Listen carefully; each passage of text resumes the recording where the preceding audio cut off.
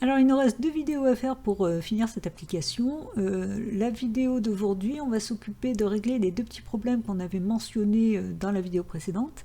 Et on va s'occuper de gérer l'événement sur la croix pour supprimer un élément de la liste.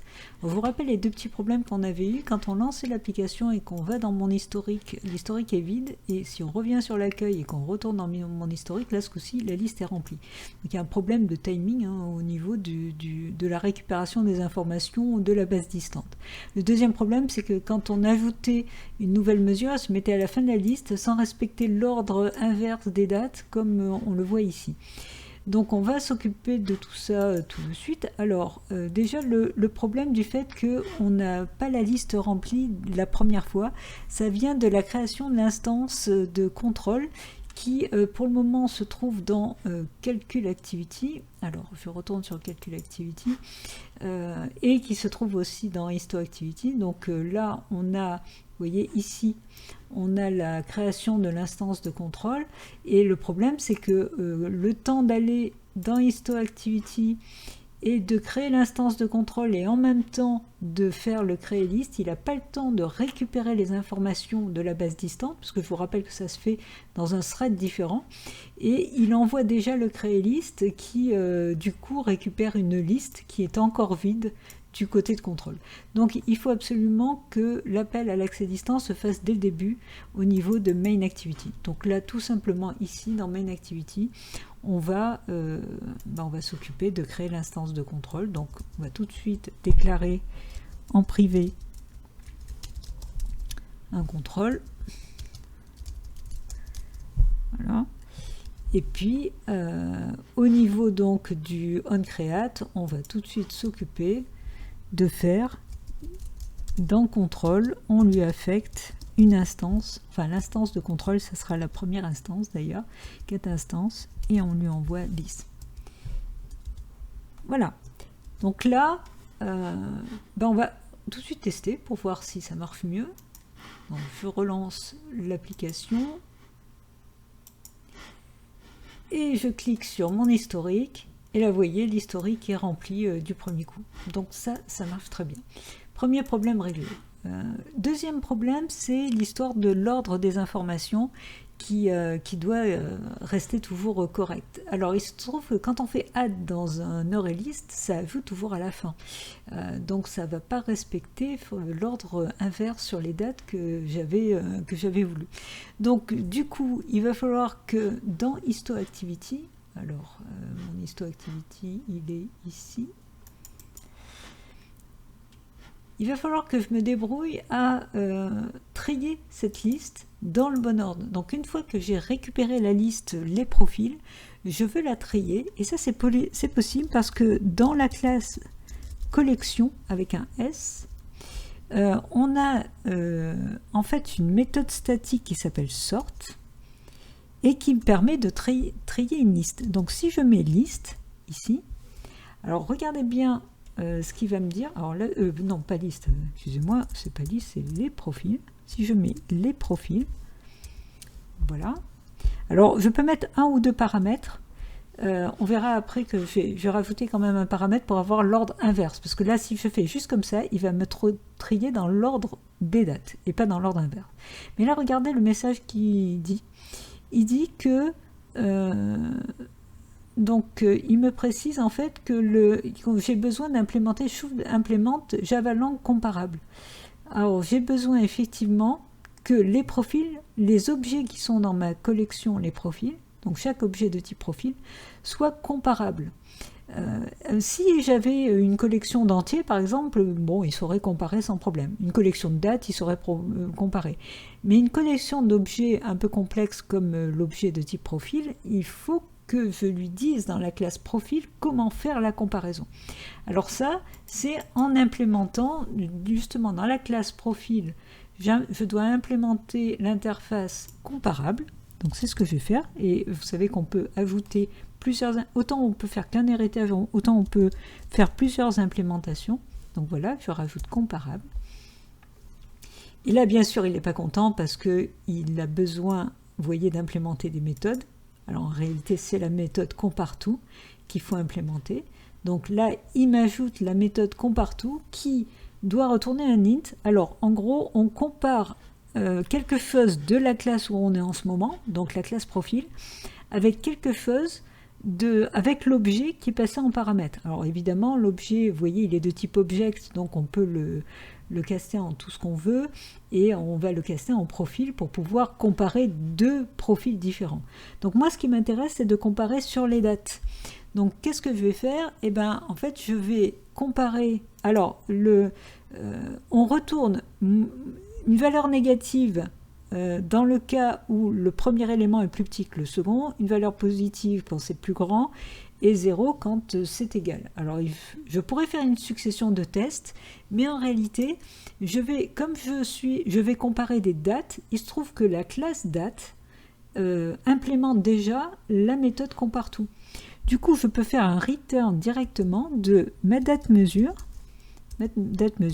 comparTo, et vous voyez, il le trouve, comparTo, et il faut que je compare avec une autre date, et bien la date qui vient de O. Alors je pourrais faire O.getDateMesure, mais O est un object, donc je dois d'abord le parser en profil, et là je mets bien l'objet O que j'ai reçu en paramètre, et tout ça je le mets entre parenthèses pour pouvoir aller chercher la méthode getDateMesure. Voilà. Donc là, je vais comparer la date mesure avec la date mesure de l'objet reçu en paramètre. Et du coup, je vais retourner -1 si c'est un plus petit, date mesure par rapport à celle-là, 0 si c'est égal, et +1 si c'est au-dessus. Donc, ma méthode étant écrite, et bien du coup, si je reviens sur HistoActivity, voilà, vous voyez, il n'y a plus d'erreur. Il est capable de comparer deux profils en même temps et de les trier. Il est capable de faire un sort en triant les profils par rapport aux dates des profils. Moi, ce que je veux en réalité, c'est que ce ne soit pas trié par rapport à l'ordre des dates, mais à l'ordre inverse. Et ça, je peux le faire en rajoutant un paramètre qui est aussi une méthode statique de collection, et c'est tout simplement collection.reverseOrder. Voilà. Alors il vous rajoute profil parce qu'en fait il fait un reverse order sur les objets de type profil, mais vous voyez, j'ai pas eu besoin de taper profil, hein. J'ai tapé directement reverse order, enfin j'ai sélectionné reverse order, et là du coup il va me trier la liste, les profils, dans l'ordre inverse des dates. Eh bien on va tester pour voir si tout ça fonctionne correctement. Donc je relance l'application, je retourne sur la liste qui est, elle, dans le bon ordre, hein, vous voyez, hein, on part de 13 février, 12 février, 11 février, 11 février, etc., jusqu'au 2 février. Si je rajoute, vous vous rappelez que ça se mettait à la fin, donc là, je vais rajouter un profil qui va être donc de la date d'aujourd'hui, c'est-à-dire, on est le 13, voilà. Donc, je vais rajouter un poids, alors par exemple 45, une taille 160, un âge, une femme, calculé, donc 21,4, je retourne sur l'accueil, je retourne dans ma liste, et vous voyez que le 21,4 c'est bien mis tout en haut, hein, il a bien suivi le tri, alors que dans la vidéo précédente, on voyait qu'il l'ajoutait tout en bas. Donc là, vous voyez, ça a fonctionné correctement, nos deux corrections ont été prises en compte. Eh bien, il est temps qu'on attaque l'événement sur le clic sur la croix. En fait, ce qu'on veut sur la croix, c'est non seulement que dans la liste qui s'affiche, le profil soit supprimé, donc qu'il soit supprimé de la collection les profils, mais on veut aussi que ce soit supprimé de la base distante. Alors, pour cela, on va commencer à l'envers, c'est-à-dire qu'on va commencer à s'occuper dans Server Coach PHP d'écrire le code qui va permettre de faire cette suppression. Alors, vous allez dans votre dossier WOMP www.coach, vous ouvrez Server Coach PHP, et dedans, pour le moment, on a les événements derniers qui ne nous servent plus à rien d'ailleurs, en règle pour enregistrer un nouveau profil, et tous pour récupérer tous les profils. Alors nous, ce qu'on veut maintenant, c'est un événement qui permet de supprimer. Alors ce que je vais faire, c'est un copier-coller de l'enrègle, parce que finalement, on est un peu dans la même logique. Donc je prends tout ce code-là, et je vais le mettre à la suite, ici par exemple. Voilà. Et là, ce coup-ci, l'événement en question, ça va être del pour la suppression. Récupération des données en poste, alors ça sera de toute façon les données, hein, puisque c'est toujours sous ce nom-là que sont envoyées les données à partir de mon application. Je vais faire un JSON décode. Alors, ce que je vais faire, c'est récupérer, je vais envoyer un profil. Je pourrais envoyer juste la date, qui est l'identifiant. Je vais envoyer le profil. Ça va être plus simple, mais bon, en réalité, c'est très proche. Donc, du coup, je récupère date mesure, et j'avoue que tous les autres, ils ne m'intéressent pas du tout. Donc, je n'ai pas besoin de récupérer le reste. Je vais récupérer juste la date mesure. Et là, je vais faire, non pas une insertion, mais une suppression dans la base de données. Ok, hein, décidément, je ne sais pas écrire, voilà. Ok, alors, je ne vais pas faire un print de en règle, mais un print de del, et ça me servira juste dans la console, hein, pour voir, entre autres, la requête, et voir si tout s'est bien passé. Il ne me reste plus qu'à écrire la requête, alors je vais supprimer tout ça, et ici, c'est pas un insert into profile, etc. J'efface la requête précédente, et je vais faire un delete from profile, where, et c'est date mesure égale, puisque date mesure c'est mon identifiant, et attention, alors normalement il suffirait que je mette date mesure, ma variable PHP, mais attention, date mesure ça doit être entre guillemets, donc là je mets un caractère d'échappement, guillemets juste avant, et pareil ici, un caractère d'échappement et guillemets, je vais y arriver juste après. Il m'en a mis deux, non, voilà. Donc, c'est pour bien vous compreniez, hein, c'est parce que date mesure, ce n'est pas un numérique, c'est une date qui doit être entre guillemets dans la base. Donc, je suis obligée de mettre des guillemets dans la requête qui contient déjà des guillemets. Je pourrais mettre des apostrophes, ça aurait marché aussi, mais c'est plus propre de mettre des guillemets. Donc, une fois que la requête est écrite, je l'exécute. Enfin là je fais un print pour l'avoir côté Android dans la console au cas où s'il y a une erreur. Je la prépare et je l'exécute. Voilà, donc là mon code est terminé côté PHP. Alors maintenant que côté PHP c'est ok, eh bien il faut que je retourne donc dans l'application, et au niveau de la classe control, donc je vais dans control, je vais, comme j'avais fait d'autres méthodes comme créer profil qui me permettaient de créer profil et d'appeler avec accès distant, d'envoyer le profil à enregistrer, je vais avoir besoin aussi d'une méthode qui va me permettre en fait de supprimer le profil. Donc je fais une méthode en public qui ne retourne rien et qui va être un del profil et qui va recevoir le profil à supprimer. Donc, profil, un paramètre de type profil. Voilà. Alors, je mets tout de suite un commentaire. Donc, cette méthode SR permet de supprimer. Alors, en fait, on va supprimer un profil dans la collection et dans la base distante. Hein. Donc, dans la base distante et la collection. Alors, comment je vais faire ça? Pour supprimer dans la base distante, je passe par accès distant et je fais envoi. Et il demande en premier le message. Alors, je vous rappelle que dans mon PHP, j'ai mis del comme message. Et puis, en second, c'est toujours mon objet profil converti en JSON. Voilà pourquoi j'envoie carrément l'objet complet profil, parce que j'ai déjà la méthode de conversion en JSON, je n'ai pas besoin de prendre la tête à essayer de faire une conversion juste de la date. Donc il reçoit l'objet profil complet et il récupérera que la date côté PHP. Donc là, je me suis occupée de la suppression dans la base distante. Maintenant, je vais supprimer dans la collection les profils, et ça, il suffit que je fasse un point remove sur les profils, et dans remove, je peux soit lui donner l'index, c'est-à-dire la position, soit lui donner carrément un objet. Et là, ça tombe bien, puisque je l'ai, l'objet, j'ai l'objet profil, et donc il va supprimer dans la collection l'objet profil. Voilà, maintenant qu'on a fait ça dans le contrôle, on va pouvoir retourner dans la classe HistoListAdapter. Donc vous voyez que souvent ça peut être intéressant de faire les choses à l'envers, de se créer au fur et à mesure ce dont on a besoin pour pouvoir ensuite écrire le code nécessaire. Donc dans HistoListAdapter, maintenant il faut que je gère mon événement.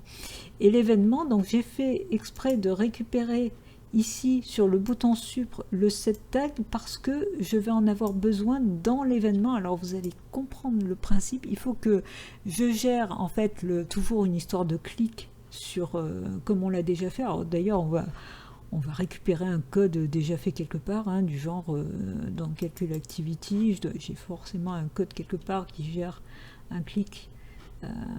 Voilà un code très joli qu'on va adapter à nos besoins. Et d'ailleurs, c'est aussi un image button.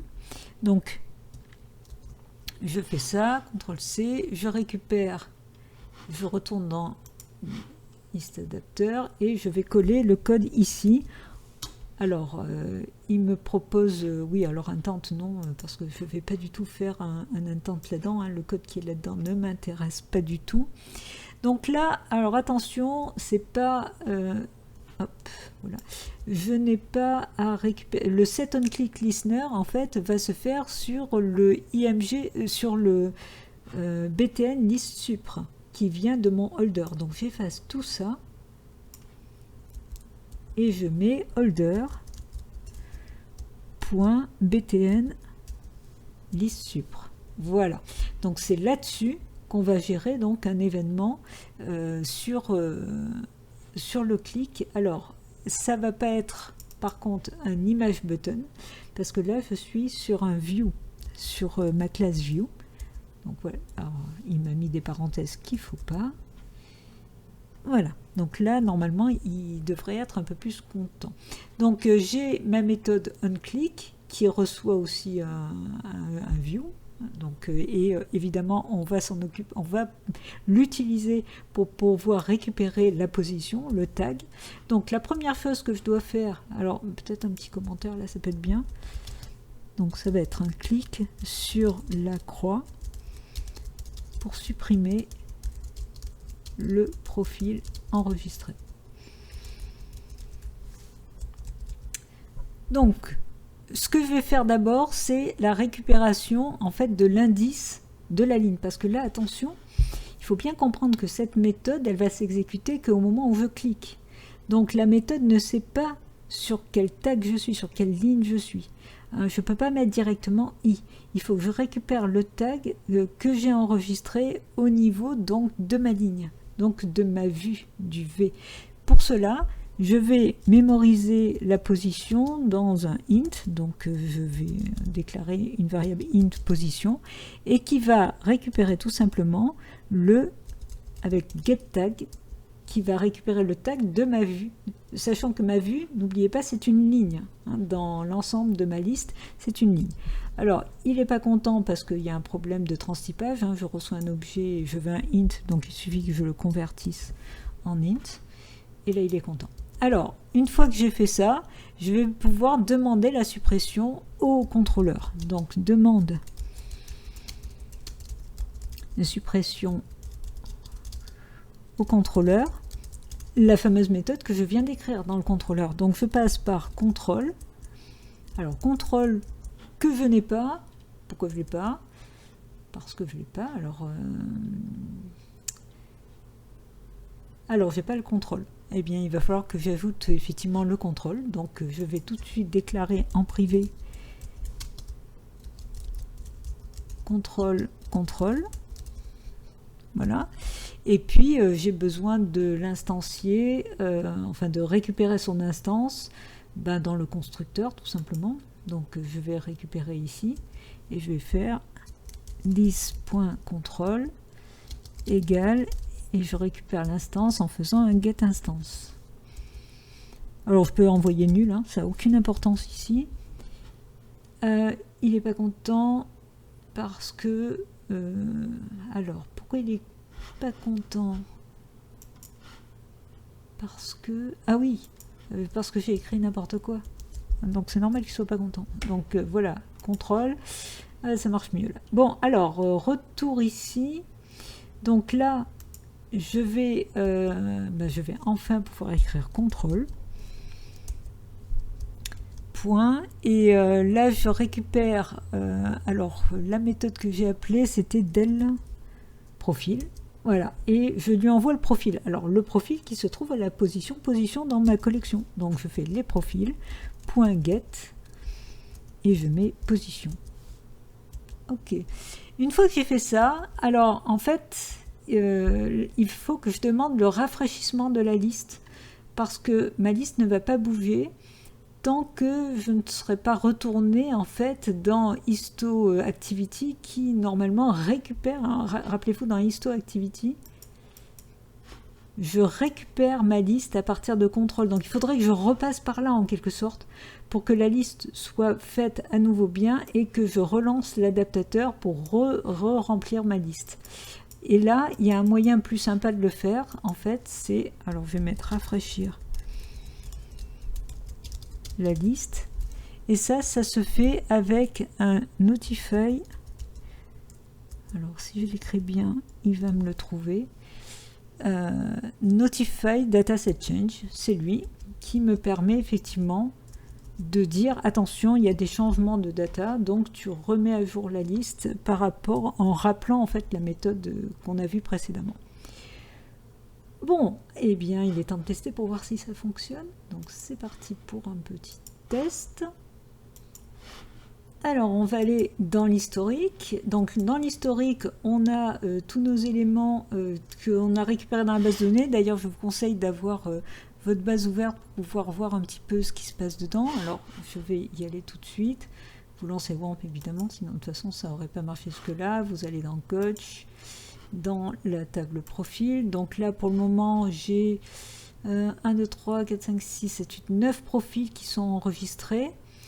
Et si je retourne dans l'application, on retrouve 1, 2, 3, 4, 5, 6, 7, 8, 9. Voilà, on a nos 9 profils enregistrés.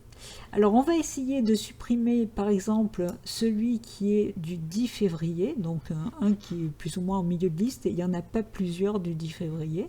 Donc, je clique sur celui-là, le 27.2 du 10 février, je supprime, et là, vous voyez qu'il n'y est plus. Hein, c'est-à-dire que là, on a 13, 12, 11, 8, 7, 2, mais on n'a plus le 10 février. Alors, on va voir si côté base de données, déjà, on va voir au niveau de la console. Alors, la console, le logcat, vous voyez, on a un affichage du Delayed from Profile, where date mesure, et on a bien le 10 février. Donc, en tout cas, du côté du serveur, il a exécuté cette requête. Alors, du coup, on va voir effectivement dans la base de données si elle a été vraiment supprimée. Donc, il faut que je rafraîchisse la page. Alors, déjà, on repère où il est. Le 10 février, il est ici. Donc, je rafraîchis la page. Et là, il n'y est plus. Hein. On voit bien qu'on en a perdu un, on n'en a plus que 8. Et on a effectivement effacé correctement celui du 10 février. Donc, l'air de rien, notre petit événement, il a marché très bien. Voilà, ça sera tout pour aujourd'hui. La prochaine fois, ce qu'on va faire, c'est quelque chose de pas forcément très simple, mais qui va être intéressant parce que ça va nous permettre de voir une nouvelle notion. C'est le clic sur le reste de la ligne, c'est-à-dire que si jamais on clique ailleurs, c'est-à-dire sur la date ou la valeur, ce que j'aimerais, c'est que quand on va ensuite, c'est que ça aille automatiquement dans cet écran-là, et dans cet écran-là, qu'il remplisse avec les informations. Du coup, si on a envie, on a juste à modifier une information et à cliquer sur calculer pour avoir la nouvelle valeur. Donc le fait de transférer d'une activité à l'autre les informations, de les récupérer, de les afficher, et bien sûr on ne les affichera que si on vient de la liste, c'est-à-dire que quand on viendra de mon IMG, ça doit rester vide. Ce n'est que si on va dans la liste et qu'on clique sur un des éléments de la liste qu'on ira avec les informations remplies. Voilà, c'est ce qu'on va faire la prochaine fois, donc je vous dis à très bientôt et surtout pensez à coder.